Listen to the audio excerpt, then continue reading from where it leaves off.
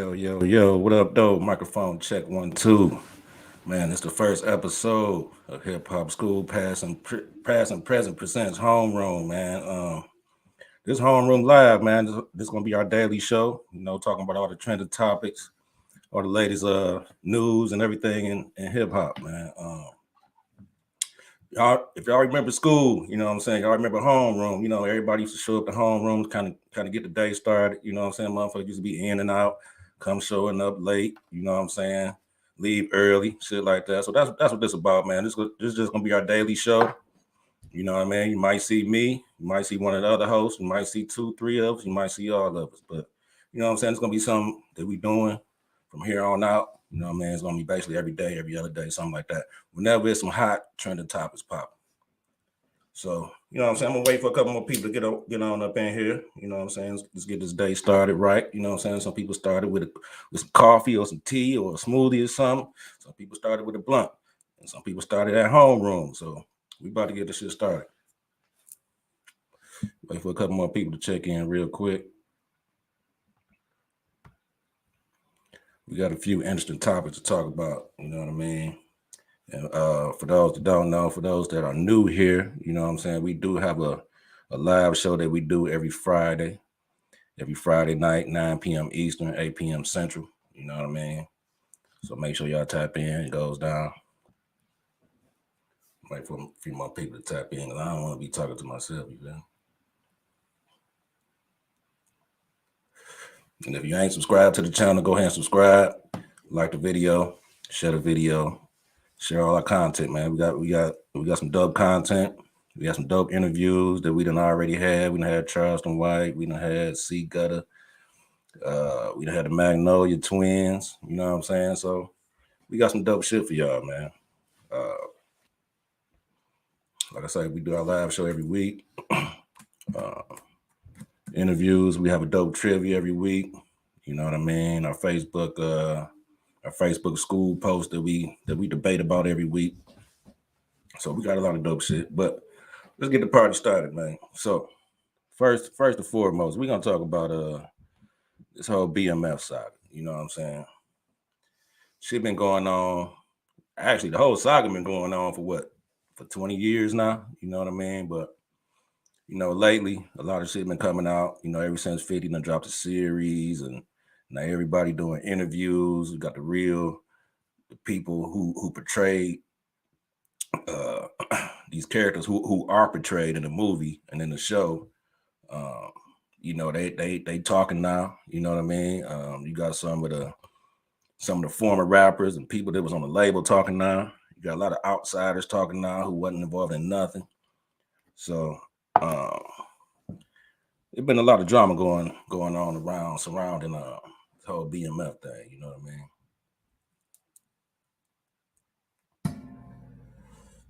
I mean? So for those who don't know, Wack 100 is back in the news again. Wack 100 always in somebody's situation. You know what I mean? So it's been going on. Wack 100 versus JDiggs. Now, for those who don't know, JDiggs is a rapper from the Bay, from Vallejo. He came up with Mac Dre and the Homeroom way back in the early 90s, late 80s.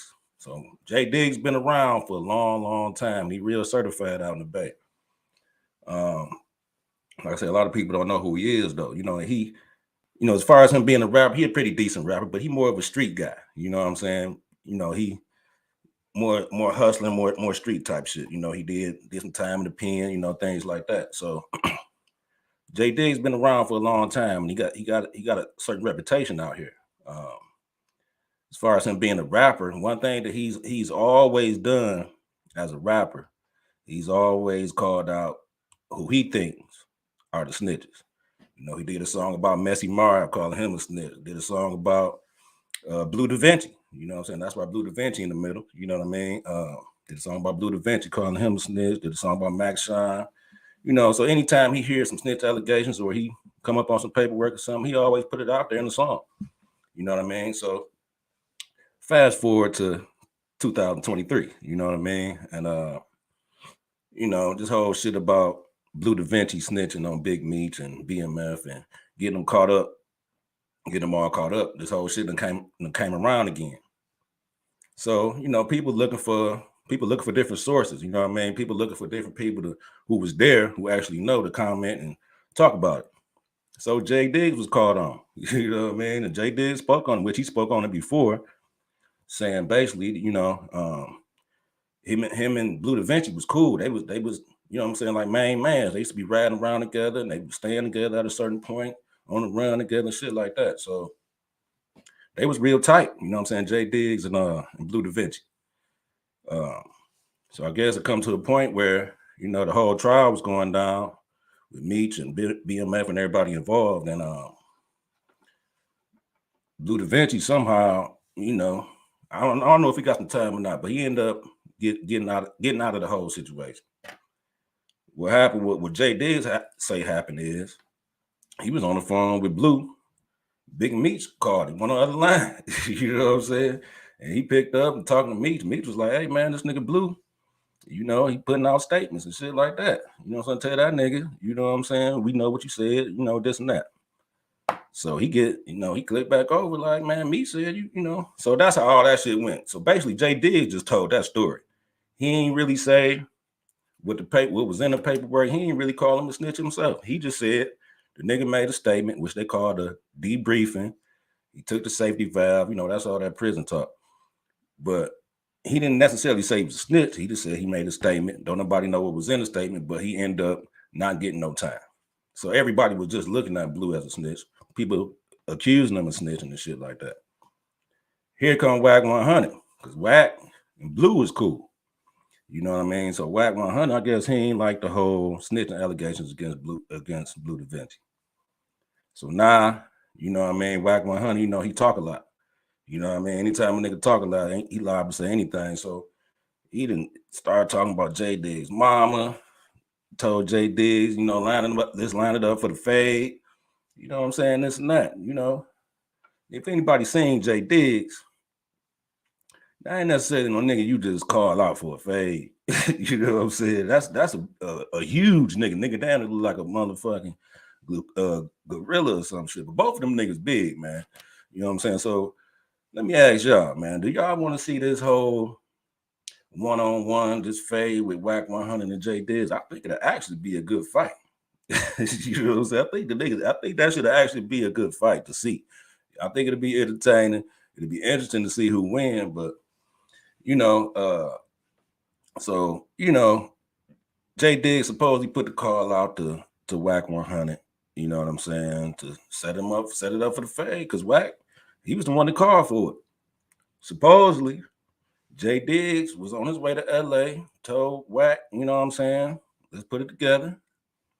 Wack supposedly sent the address, and JDiggs said he ain't going because he heard that's on some police shit. So now it's coming out. You know, the last few days people been saying, "Oh man, this nigga Wack running from the fade from JDiggs." You know what I mean? And that's kind of pretty much like the last couple of days. Kind of where it been at. People just were saying Wack was running from the fade from JDiggs because JDiggs showed up, and you know Wack was kind of was ducking him. But just last night, this nigga Wack 100 done released all the text messages between him and JDiggs over the last couple of days. I don't know if it was yesterday or the day before, and you know what I mean. I don't know, man. It looked like to me that they actually had a conversation through text. They talked about meeting up. They talking about you a snitch, Blue a snitch, this and that, this and that, this and that. You know what I mean? So they had a conversation, and end up, you know, Wack sent the nigga the location. Wack sent, you know, he pinged his location. It's like, nigga show up. JDiggs say, "No, that's some police shit. I ain't showing up. Let's do it somewhere," or whatever like that. So I don't know at this point, you know what I'm saying? Because JDiggs ain't nowhere around. JDiggs in Hawaii somewhere. He just did a video himself yesterday telling Wack 100 he'll be in Cali in a few weeks. You know what I mean? So it seemed like the whole Wack 100 running from the fade thing might have been a little myth. You know what I'm saying? Because he contacted him. He showed him his location. He told him to pull up. I mean, I don't really know what else you want him to do. You know what I'm saying? I say they should just set it up on some celebrity boxing match and shit, like I always say, and just get some money off of it. I want to see it. You know what I'm saying? Them two big niggas. who wouldn't want to see it? I think it'll be entertaining. You know. But what y'all think, man? What y'all think about it? Y'all think do y'all want to see that? Y'all want to see Wack 100 versus JDiggs in the scrap? Like I said, if y'all don't know who JDiggs is, go look him up. Go look at some pictures and see what he's looking like, and see if you think he can take Wack 100. But that's all in this BMF saga for right now, man. I'm sure it's gonna be some more shit coming out in the next few days. You know what I mean? So y'all just stay tuned, pay attention. You know, we're gonna keep our eye on that situation. Me personally, I ain't got no dog in the fight. I like JDiggs. I always fuck with JDiggs music. You know, if those who don't know, I'm a huge Bay Area rap fan, so I know who JDiggs is, and I've been fucking with him for a long time. I ain't been a fan of Wack 100, you know, for a lot of the antics and shit that he put out there, but you know what I'm saying? It's hey, the truth is the truth. The proof is in the pudding. He put out the text, and you know everybody's saying what it was, so we'll see how it go. So moving on to the next topic, because you know this next topic, man, is this been going on for a couple weeks too. We're gonna talk about Adam22, the whole no jumper fallout with the host leaving, host being fired. You know, is Adam showing his true culture vulture ways once again, or for once, or however you want to look at it. So let's talk about Adam22 for a minute, man. You know, we always talk about this culture vulture shit. We got we talk about Vlad, we talk about Eminem, we talk about we just talk about Marky Mark and Bubba Sparks and all them kind of motherfuckers, right? How they just come into the culture, kind of take whatever they can, get whatever they can get from it, get their fame, get their name off of it, then they go back, you know what I mean, to the white picket fences out there in the suburbs. You know what I mean? Shit like that. Now, Adam22, I don't know how this nigga got to the spot to where he's at, but this nigga from New Hampshire. New Hampshire. I don't know nobody. I don't know no niggas from New Hampshire. I don't know nobody from New Hampshire, period. So, you know, him being from New Hampshire and then getting this big platform, no jumper, or creating this huge platform, you know, you got to kind of look at it like, damn, man, how did he even put that shit together? You know what I'm saying? So for those that don't know, you know, if you go back to when he first started doing his show, doing his interviews, a lot of it was based around the Chirac, the war in Chirac, and you know, the drill music and shit like that. So he kind of built his platform off of rap beefs, drill music, you know what I mean? Shit like that. So he kind of exploited that, you know what I'm saying? In my opinion, he exploited all these rap beefs and, you know what I mean, to build his platform, which, hey, you know what I'm saying? If you can do it, you can do it, I guess. But I guess the problem comes in, man, when these niggas is playing with real life. You know what I'm saying? These niggas ain't just showing up for a show. You know what I'm saying? These niggas has got to go home and actually walk the streets with the niggas who they beefing with. You know what I'm saying? This ain't just no show for them. For him, it's just a show. It's entertainment. It's a platform. He just talking, he interviewing and shit like that, which is cool. You know what I'm saying? But we got to be careful about who we fucking with. We got to know when we being exploited, man. You know what I'm saying? So fast forward, no, I think the first thing to happen, well, even before this, the show started to kind of take a left turn, in my opinion, when he started having a lot of different gang members up there. Not only just up there, but on the show, hosting the show, shit like that. Of course, it's gonna be some drama, you know what I'm saying, at some point in time. And we've always heard about the different drama that goes on at No Jumper. So to me, he exploited that too. But you know what I'm saying? So fast forward, like I said, he got all these different hosts and shit like that. He got the dude Lush. Lush was the first dude that was fired. You know what I'm saying? I guess it was pretty much, man, you know, after it was 2 fights that happened on the show, pretty much. That kind of happened within like a month or 3 or 4 weeks around the same time. So the first time, the dude, Kelpie the P, supposed to be some little white pimp dude. We all saw that. We all saw him. He got fired on by, I think it was Almighty Suspect. You know what I'm saying? Mocked him up real quick for talking shit. First thing that happened. And to me, I think that's when Adam antennas start going up like, this shit might be getting out of hand. Then a few weeks later, the dude House Phone and Adam22 got into a little, you know, a little back and forth. Then, you know, Adam comes out and say, well, I paid for your mom's funeral, you know, this and that, this and that. You know, so House Phone jumped up, you know, he ready to scrap with Adam, you know what I mean? Threw a drink on him or something like that. I think that at that point, Adam was like, this shit too much. This shit getting too real for me. You know what I mean? I'm gonna have to make some changes because I ain't signed up for all this shit. You know what I mean? So what he did, he got rid of Lush. He started making different changes, started having different kind of guests on the show. He always been into the porn things, like porn and hip hop. That kind of been his two main platforms. So he always had the porn shit going, but he kind of stepped it up a little bit now. Then he had the white supremacist dude on there. And that's when shit kind of went left with the other hosts.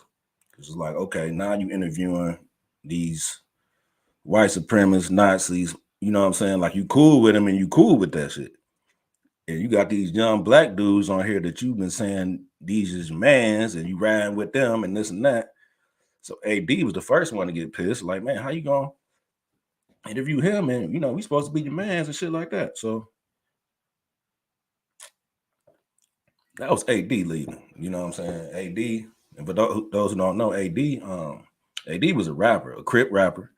You know what I'm saying? Like I've probably been listening to AD for about 10 years. I got up on him around 2013, 2014. He pretty decent, you know what I'm saying? But that's somebody who Adam brought in to kind of, you know what I'm saying, to kind of, you know, mediate, I guess, you know, between him and some of these gangster rappers and gang bangers and shit like that. So you had AD, then you had TReal. TReal, I think he's somewhat of a rapper, but I know he's more of a manager. And I think he used to manage Tiger. I don't know if he's still doing that. But he brought these two dudes in to kind of mediate. You know what I mean? And those was his two main hosts. Everybody liked him. I liked AD. I like TReal too. I like both of their show. You know what I'm saying? I think they both did a great job coming in. But so after the fallout, you know, now you hear Adam wasn't really, I don't think he was really all that cool with us. I don't think he really was down with us like that. Man, one thing we got to start doing, man, as black people, man, we got to stop allowing ourselves to be exploited. You know what I'm saying? Like I get, you know, for one thing, I give Adam credit. He put them niggas in a good position. They both got their own show now. They both doing good. You know what I'm saying? We ain't hear these niggas before this. You know what I'm saying? Well, most people didn't. So he did put them niggas in a good position. But at the same time, man, we can't, after something happened, we can't come back and be like, man, I knew he wasn't really down. You know what I'm saying? This and that. And I knew he was kind of like that and shit like that. When the whole time you defending him, because they defended him a lot of times when a lot of people had some shit to say about Adam. They defended Adam a lot. You know what I'm saying?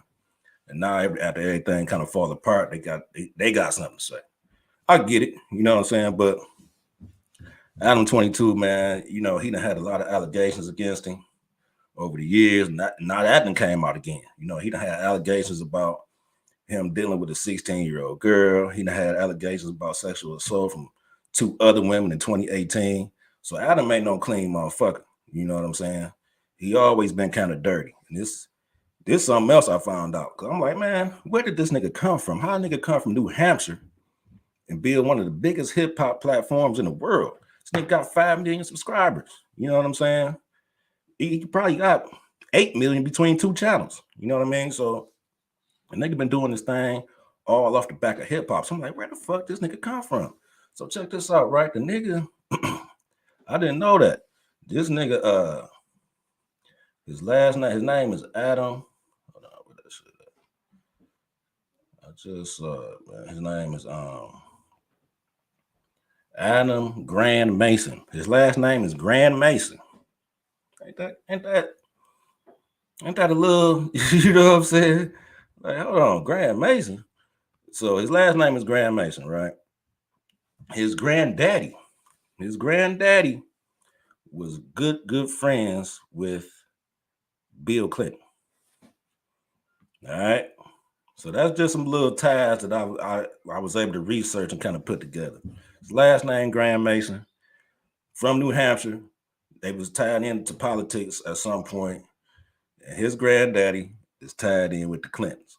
So that's who Adam22 is. And if you're wondering why he getting away with all this shit, the sexual assault shit, the underage girl shit, you might have to look a little bit deeper. But this motherfucker ain't no saint, and he ain't just no motherfucking host of a platform. You know what I'm saying? So let me know what y'all think. What y'all think about Adam22? You know what I'm saying, himself, and then what y'all think about just his whole fallout, man? It seemed like he changing over his platform to different content. I'm saying he did have a couple rappers on there. He had Mr. Fab on there yesterday, I believe. But so he still got the rappers on there, but he seemed like he's starting to change up his content, change up the platform a little bit. Not only him, Vlad seemed like he's starting to change up his too a little bit. So it's starting to seem like they doing that whole white boy 1-2 that they always do when the shit start to dry up. You know what I'm saying? And they pivot. You know what I'm saying? Because you see Vlad, he got Havoc and Saigon. He got them hosting shows now, interviewing rappers. No Jumper, you know, he had AD and TReal. He got other niggas kind of interviewing rappers now. He interviewing other people, mob bosses and porno stars and white supremacists and shit like that. So as we see, you know, at the same old song, they doing that white boy 1-2. We got to stop supporting these motherfuckers, man. We got to stop watching their shit. It's a lot of platforms out here. A lot of people who do better interviews, better interviewers. My nigga Sean Cotton, Say Cheese, you got Doggy Diamonds, you still got Drink Champs. You got a lot of black-owned platforms out here to where we don't have to run behind these motherfuckers and support them when they dirty. You know what I'm saying? That's the bottom line. They dirty. So yeah. Go ahead, you know, drop down in the comments, man. Let me know what y'all think about this whole Adam22, No Jumper fallout, the host leaving. Shout out to TReal, AD, House Phone, everybody that left. I hope y'all platforms grow, keep growing, and you know what I'm saying, just get bigger, man, because y'all deserve it, because y'all helped build that platform for sure. Moving on to the next and the final topic that we got today for Homeroom. I hope y'all enjoying this show. If y'all ain't never been here before, make sure y'all hit subscribe. If y'all have been here before and y'all feeling this video, hit that like and share this shit. You know what I mean? So this last one, man, this XXXTentacion, or however you say my man name. It's hard for me to say it, you know what I'm saying? But after what, 5 years? It was 2018 he got killed. 2018 he got killed. So after 5 years, they finally had a murder convictions for these three dudes. It was 4. Just gonna read a little bit real quick, man. So back in 2018, the rapper was at a motorbike shop in Florida in the summer of 2018 when he was accosted by these 4 dudes. XXXTentacion, real name Jose Onfroy, was in his vehicle leaving the establishment's parking lot when an SUV blocked the entrance. 3 thieves reportedly intended to only rob people around town, and when they spotted the rapper, they thought they saw a big lick. However, the botched robbery turned deadly within seconds, and at 20 years old, Onfroy, XXXTentacion, was dead. The trial was a strange process. However, it's come to an end for now, after three of the four suspects was found guilty, Dedrick Williams, Trayvon Newsom, Michael Boatwright will soon be sentenced for the first-degree murder. They escaped life. They're not gonna give them the death penalty. You know what I'm saying? But they could be. Actually, they were found guilty, and they all faced life sentences. But they did escape the death penalty. And the fourth. Remember, I said it was four suspects, so it was three of them that got found guilty. The fourth suspect testified against his former friends and pleaded guilty to the second-degree murder. So, what y'all think about that? You know what I mean? R.I.P. to XXXTentacion.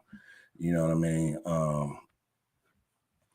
But this is another case, man. And I know it's hot in Florida, man. This type of shit goes down in Florida all the time. But this is another case of a young dude, a young rapper who was just out, man. He was just out enjoying his life, trying, about to go buy another toy. You know what I'm saying? Something that he worked for and shit like that. Then you got these dudes who jealous, spotted him, saw him, said, let's get on him.